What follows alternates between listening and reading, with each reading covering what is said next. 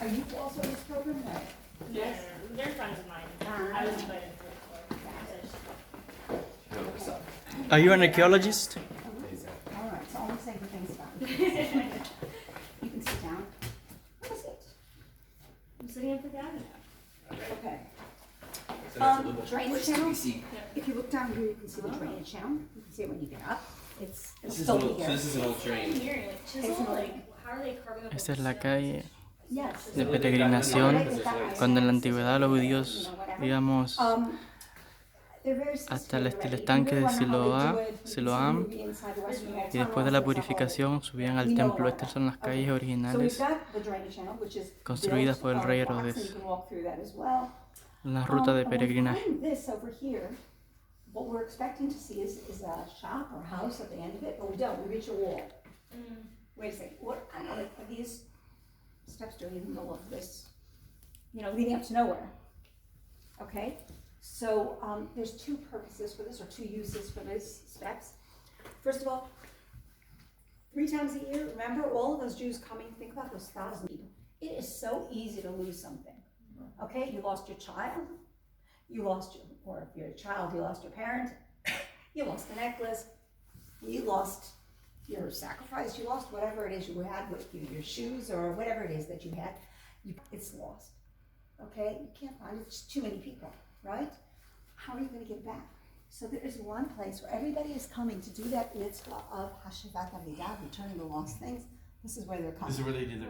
Yes. This is Lost and Found. Yeah. The OG Lost and Found. Was this Jeremiah's platform in the movie? He was like standing up and No, talking. because Jeremiah is 2,600 years ago, and this is only 2,000 years ago, okay?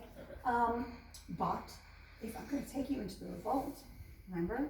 You said the revolt's in the year 70, but people are preparing for it. In Jerusalem, there are 3 different leaders, and they are each fighting for control. Each of them wants, you on their team. Where are they going to convince everybody? They're standing up there.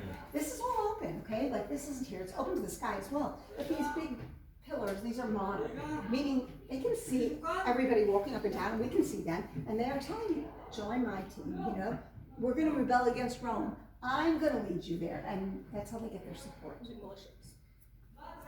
Okay, very inefficient militias, because Josephus realizes as soon as he sees them in 66 that, hey, Right, just we're, not send to the battalions. we can't say that to them, right, okay? But this is exactly what it's being used for, like Speaker's Corner in London and wherever, all around the world, okay? We've got its purpose. We're gonna head down, please try not to walk on this blue mat. So what was that through that hole that you show us on the floor? The drainage channel. Oh. Okay. So you guys know that like Herod was like an ID man. So you're an archaeologist? ID No, man. I'm a tour guide. Oh, okay.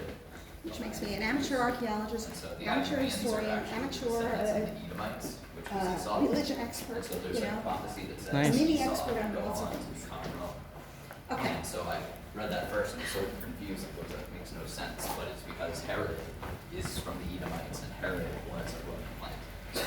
And so essentially the Romans came to be like the Edomites through Herod, through the Idumeans, through the forced conversion. That's not so clear though, forced conversion. Well, People the like to Idumeans. say, oh, definitely. Yeah, that's what I meant. Definitely, Yeah. yes, but Herod, people use that as a base for Herod isn't really Jewish because he was forced to convert. Right. And I would say not necessarily, they were definitely given a chance to go back to their previous religion and they chose to stay Jewish, not just in all of their religions. Well, so I'm definitely Anyhow, I don't want to get into that because I'm digressing and It's I just, okay. I would love to. No, it's okay. No, I I just find can't it all because I do fascinating. have Shabbat today. It's all good. You can see the curve on the set.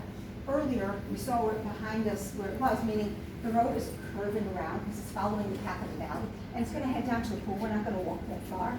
We're going to walk a little bit further, but I wanted to talk also about the way this is done, because digging out the drainage channel is easy because you've got a structure and it's filled with debris, and you just clean it out and nothing's going to collapse. But when you get to the road, their house is here. Their house is above us. How exactly can you excavate and deal with layers going down? There's what? No, take a picture. Okay, you cannot just start, doing all sorts of things. What we do is we buy a house and we remove it. That's what we enter.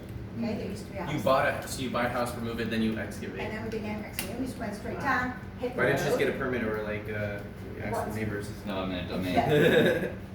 That they wouldn't Oh, do it's it. an interesting thing, so we'll get to that in 1 second. So after we hit the road, we wanted to dig out, but again, we said the house is underneath, so we invented a new way of excavating.